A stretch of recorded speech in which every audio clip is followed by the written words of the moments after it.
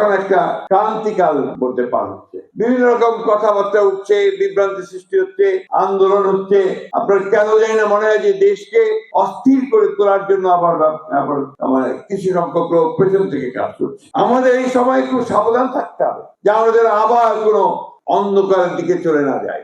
আমাদের সাবধান থাকতে হবে আমরা যে আবার ভুল করে নিজেদের মধ্যে বিভেদ অনৈক্য সৃষ্টি করে আমরা যেন আবার সেই সমস্ত চক্রান্তকারীদের হাতে না পড়ি, যেখানে আমাদের দেশ আবার ক্ষতিগ্রস্ত হবে, আমরা ক্ষতিগ্রস্ত হব। এই নির্বাচন সেই জন্য খুব গুরুত্বপূর্ণ। এই নির্বাচনকে ভাঙার চেষ্টা করা হচ্ছে, বানচাল করার চেষ্টা করা হচ্ছে, সেটা যেন করতে না পারে সেদিকে আপনাদেরকে খেয়াল রাখতে হবে। আমাদের সম্পর্কে অনেকে অনেক কথা বলে, ভুল বোঝানোর চেষ্টা করে, কিন্তু আমরা একটা কথা পরিষ্কার করে বলতে চাই যে আমরা এই দেশের ৯৭% মানুষ আমরা মুসলমান।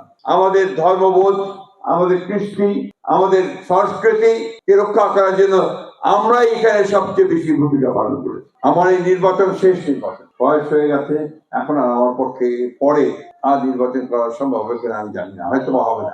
আমি আপনাদের কাছে এটুকু অনুরোধ করতে চাই যে আপনারা যদি মনে করেন যে আমি অতীতে আপনাদের পাশেই দাঁড়াতে পেরেছি, আপনাদের কিছু কাজ করতে পেরেছি, এলাকার উন্নয়নের জন্য কাজ করতে পেরেছি, তাহলে আপনারা দয়া করে আমাকে সাহায্য করবেন, সহযোগিতা করবেন, আমার জন্য দোয়া করবেন। আমাদের নেত্রী দেশনেত্রী বেগম খালেদা জিয়া, আপনারা সবাই তাকে জানেন, তাকে মিথ্যা মামলায় কারাগারে 2 বছর আটক করে রাখা হয়েছে এবং যে ঘরের মধ্যে তাকে রাখা হয়েছিল একটা ছোট্ট, অন্য কোনো কয়েদি আশেপাশে ছিল না, সেখানে ইঁদুর দৌড়াদৌড়ি করতে তাকে সেখানে রাখা হয়েছে। সেখানে তিনি অসুস্থ হয়ে পড়েন, তার সঠিকভাবে চিকিৎসা করা হয়নি। এরপরে যখন কোভিড হলো তখন তারা তাড়াতাড়ি করে তাকে পিজি হাসপাতালে নিয়ে আসলো। পিজি হাসপাতালে তিনি 2 বছর ছিলেন, আবার পিজি হাসপাতাল থেকে তাকে গৃহবন্দী অবস্থায় বাড়িতে নিয়ে আসা রাখা হলো। 6 বছর কারাবন্দী অবস্থায় ছিলেন।